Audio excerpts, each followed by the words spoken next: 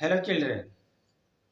जैसा कि मैं विनोद मास्टर और आज मैं ये हमारा ब्रीथ का तीसरा क्लास है, जिसमें कि पहले मैं पिछले ब्रीथ के 2 क्लासों में मैंने आपको बताया था कि what is breath, what is circle, यानी अबाउट ब्रीथ का बेसिक मैंने सारे इन्फॉर्मेशन सारी जो है उसमें जितनी भी सारी चीज़ होती हैं बेसिक की ब्रीथ की जितनी भी बेसिक जानकारी होती है मैंने अपनी 2 क्लासों में आपको दिया।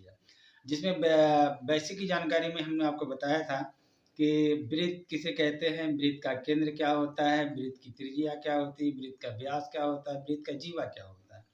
इसके बाद मैंने सेकंड जो अपना वीडियो सेकंड हमारे ब्रीथ का सेकंड जो भाग था, उसमें हमने आपको बताया था ब्रीथ का अंशमाप कितना होता है, अर्ध ब्रीथ का अंशमाप कितना होता है। इसके बाद अर्ध ब्रीथ पे कितने अंश का कोण बनता है। इसके बाद हमने आपको बताया था, 1-2 सवाल भी करके बताए थे कि हाँ, अर्ध ब्रीथ के पे बने जो भी अर्ध ब्रीथ के बेस के ऊपर जो भी सवाल बनते हैं कि अर्ध ब्रीथ पे कितने अंश का कोण बनेगा, तो मैंने आपको सवाल भी करके बताया था।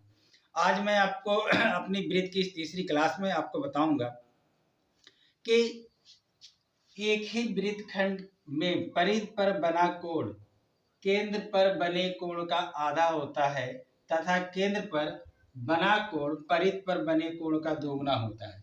देखिए, मैंने ये जो चीज लिखा है बहुत ही सिंपल भाषा में लिखा है, क्योंकि आप कक्षा 7 की किताब में देखेंगे, फिर आप और भी ऊंची क्लास में अगर आप जाएंगे तो क्या होता है कि एक ही चाप एक ही वृत्तखंड पर बने कोण, इस तरह की लैंग्वेज इस्तेमाल की जाती है।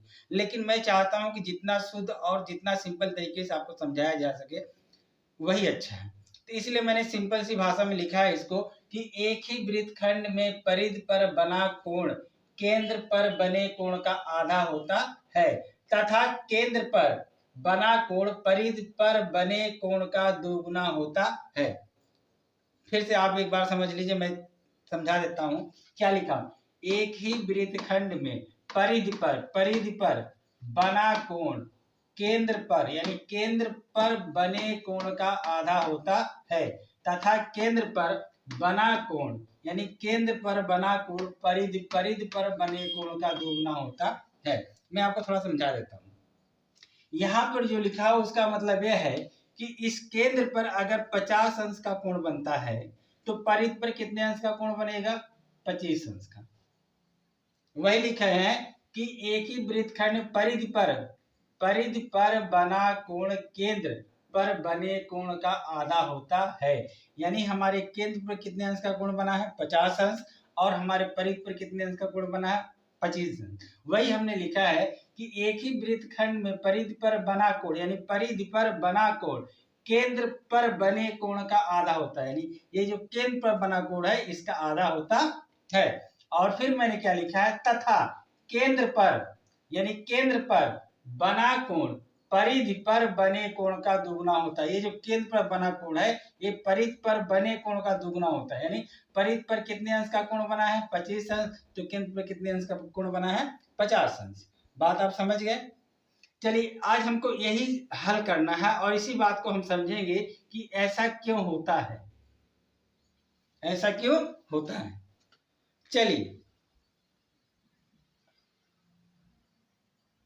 आइए अब हम समझेंगे कि ऐसा क्यों होता है कि केंद्र पर जो कोण बनता है, केंद्र पर जो हमारा कोण बनता है परिधि के कोण का क्या होता है? दोगुना होता है। ठीक है, आइए अब इस बात को हम समझते हैं। ध्यान दीजिएगा, बशर्ते आप न लिखेंगे और ना ही विशेष दिमाग पे जोर देंगे, एकदम टेंशन बिल्कुल नहीं लीजिएगा। खाली आप बात को समझिए कि ये चीज होता कैसे। चलिए अब हम इसको समझते हैं।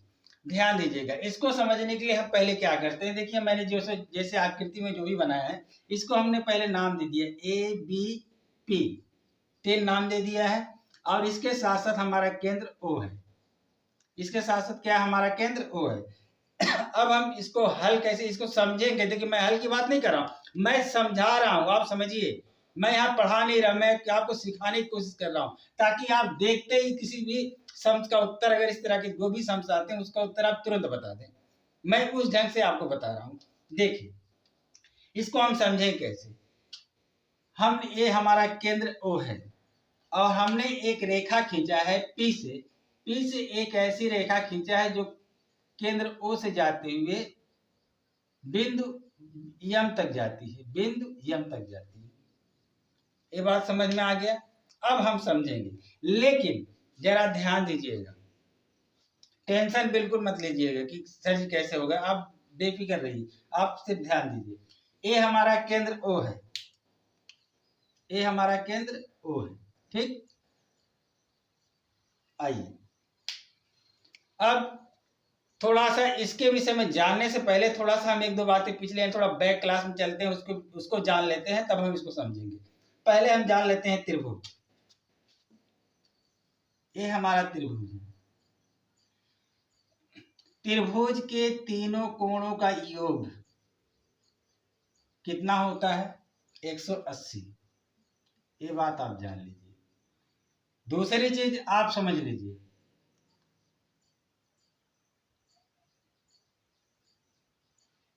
ये त्रिभुज है हमारा, ये त्रिभुज के आंतरिक कोण है, ए कोण और ए कोण, और ये हमारा त्रिभुज का बाह्य कोण। यहां देखिए हमने नाम दे दिया ए बी सी। ये हमारा त्रिभुज का बाह्य कोण और ये त्रिभुज का हमारा आंतरिक कोण है। जो भी त्रिभुज के बाह्य कोण पर, त्रिभुज के बाह्य कोण पे जितना अंश बनेगा, त्रिभुज के बाह्य कोण पे जितना भी अंश बनेगा, इन दोनों कोणों का योग के बराबर होगा। त्रिभुज के बाह्य कोण पे जितने अंश का कोण बनेगा, इन दोनों कोणों के योग के बराबर होगा। देखिए कैसे। मान लीजिए कि त्रिभुज के बाह्य कोण कितना अंश का बना? 50 अंश। तो ये जो त्रिभुज का ए वाला हिस्सा है, यानी ए कोण जो भी बनेगा, ए वाला कोण कितने का होगा? देखिए एक रैखिक युग्म का कोण बन रहा है। अगर ये 50 का बना, ये रैखिक युग्म का कोण बनेगा तो कितना हो जाएगा? ये 50 का है तो कितना हो जाएगा? 130 अंश। नहीं समझ में आता तो आप इधर देखिए, ये सरल रेखा है, यहाँ पर एक रैखिक युग्म कोण बनेगा। यहाँ देखिए अगर ये हमारा 50 का होगा, ये कितना होगा? 130 अंश का। तभी जो है क्या है, एक रैखिक युग्म कोण बनेगा, यानी सरल कोण बनेगा। सरल कोण का कितना मान होता है? 180। अब 180 में 50 अगर इधर बन गया तो इधर कितना बनेगा? 130। इधर कितना बनेगा? 130 अंश। अच्छा, अब हम इस त्रिभुज को देखेंगे, इस त्रिभुज का अगर एक कोण 130 का बना तो शेष दो कोण कितने के अंश का बनेगा? 25-25, यानी 25 इधर और 25 इधर। 25-25 50 और 130 कितना हो गया? 180 अंश। ये बातें समझ में आ गई कि नहीं आ गई? चलिए अब हम इसको देखते हैं इस चित्र के माध्यम से। चलिए आइए यहां देखते हैं। अब ध्यान दीजिए, पहले हम इस फिगर को आराम से देखेंगे और समझेंगे, और इस फिगर में पहले हम ध्यान से इस बात को देखेंगे, इसमें हमारी त्रिज्या क्या है। वृत्त के केंद्र से वृत्त तक की दूरी को हम त्रिज्या कहते हैं। मैं फिर समझा दे रहा हूं, वृत्त के केंद्र से वृत्त तक की दूरी को हम त्रिज्या कहते हैं। हमारी 3 त्रिज्याएं हैं, क्या क्या त्रिज्या? पहला त्रिज्या OA, दूसरी त्रिज्या OB और तीसरी त्रिज्या OP। ये हमारी इस वृत्त में 3 त्रिज्याएं हैं। कौन कौन सा? O यानी OP, OA और OB, ये हमारी 3 त्रिज्याएं हैं। अब हमने अभी आपको एक चित्र समझाया था, ऐसे करके ये ऐसे त्रिभुज के बाह्य कोण। यहाँ देखिए, यहाँ एक त्रिभुज बन रहा है। पहला चीज यहाँ देखिए, त्रिभुज, ये त्रिभुज देखिए, ये हमारा एक त्रिभुज बना, एक त्रिभुज बना। त्रिभुज क्या क्या बना? OAP, OAP एक त्रिभुज बना। यहाँ देखिए ये भुजा, यानी ये भी त्रिज्या है, ये भी त्रिज्या, ये भी त्रिज्या, यानी ये भुजा बराबर ये भुजा, फिर ये भुजा बराबर ये भुजा। बात क्लियर हो रही? अब जरा ध्यान दीजिए, यहाँ एक बाह्य कोण बन रहा है, यहाँ देख रहे हैं कि नहीं? यहाँ पर त्रिभुज का एक बाह्य कोण बन रहा है। यहाँ देखिए इस फिगर के माध्यम से समझिए, यहाँ एक बाह्य कोण बन रहा है और हम मानते हैं इसका जो बाह्य कोण है ये 50 अंश का कोण है। कितने अंश का? 50 अंश का। तो यहाँ कितना बना? क्योंकि एक रैखिक युग्म का कोण बन रहा है, ये ऐसे ले जाके ऐसे करेंगे तो क्या बनेगा? एक रैखिक युग्म का कोण बनेगा। यहाँ अगर 50 अंश का बन रहा है तो यहाँ कितने अंश का बनेगा? 130 अंश। अब जरा ध्यान देखिए, त्रिभुज OPA में अगर ए वाला कोण हमारा 130 अंश का बनता है तो शेष हमारा ए वाला कोण कितने अंश का बनेगा? 25 अंश। और यहाँ कितना बनेगा? 25 अंश। यहाँ लिख देते हैं, यहाँ 25 अंश का बनेगा और यहाँ कितना बनेगा? 25 अंश। तभी तो ए त्रिभुज OAP यानी 130 यहाँ, 25 यहाँ, 25 यानी 25 25 50 और 130 कितना हो गया? 180 अंश। ये बातें समझ में आ गई? चलिए अब आगे देखते हैं, इस साइड त्रिभुज को देखते हैं हम, जरा ध्यान से देखिएगा। OPB में वही चीज यहाँ देखिए, इसकी ए भुजा बराबर है, यानी ए भुजा बराबर है, यानी यहाँ भी देखिए कि रैखिक युग्म का कोण बन रहा है यहाँ से यहाँ तक, देखिए जरा ध्यान। और एक रैखिक यानी ये वाला जो कोण है बाह्य कोण है त्रिभुज, ये वाला कोण, ये वाला यहाँ से यहाँ तक त्रिभुज का बाह्य कोण है। बाह्य कोण कितने का है? मान लेते हैं भी 50 अंश का है, तो यहाँ कितने अंश का कोण बनेगा? 130 अंश का। अगर 130 अंश का है तो शेष ए वाला और ए वाला कोण कितने अंश का होगा? 25 अंश। यहाँ होगा 25 अंश का और 25 अंश का कोण यहाँ बनेगा।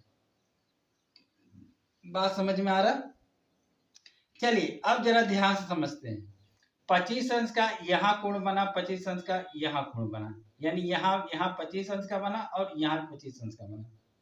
और इसको यहाँ देखते हैं, यहाँ कितने अंश का बना? इधर 50 बना और इधर 50 बना। अब अगर हम पूरा जोड़ते हैं यहाँ से यहाँ तक, 50 50 कितना अंश का कोण बना? केंद्र पर कितने अंश का कोण बना? 100 अंश का। और परिध पे कितने अंश का कोण बना? 25 से 25 कितने अंश का कोण बना? परिध पर 50 अंश। देखिए इसका यहाँ पर 100 बना, यहाँ 100 का आधा यानी परिध पे कितने अंश का कोण बना? 100। अगर केंद्र पर 100 अंश का कोण बना तो परिध पे कितने अंश का कोण बना? 50 अंश का। अगर परिध पर 50 अंश का कोण बना तो केंद्र पर कितने अंश का कोण बना? 100 अंश का। बात आप समझ गए कि नहीं? यानी आपको दिमाग पे जरा सा भी टेंशन लेके समझना नहीं। देखिए कितने आसान से मैं आपको समझा रहा हूँ। यहाँ 25 अंश, यहाँ 25 अंश, 25 25 कितना बन गया? 50 अंश का कोण। यहाँ कितना? 50 अंश का यहाँ बना, 50 अंश का, यानी ये पूरा कोण कितने का बना? 100 अंश का। देखिए केंद्र पर बना कोण परिध पर बने कोण का दोगुना है कि नहीं? यानी परिध पर कितने अंश का कोण बना? 50 अंश का। केंद्र पर कितने अंश का कोण बना? 100 अंश का। अब जरा ध्यान देखिए, केंद्र पर कितने अंश का कोण बना? 100 अंश का। तो परिध पर कितने अंश का कोण बना? 50 अंश का। आई होप आपको समझ में आया होगा। चलिए इसके बाद हम आगे चलेंगे अपने नेक्स्ट वीडियो में। इस पे आधारित इस तरह के बेस पे जितने भी सवाल होते हैं मैं आपको सवाल बना कर दिखाता हूँ, सवाल बताता हूँ और आप देखते ही तुरंत बताएंगे कि हाँ इसका उत्तर इतना होता है। क्योंकि जब आप कॉम्पिटिटिव एग्जाम में जब आप प्रश्न हल करते हैं तो क्या होता है कि तब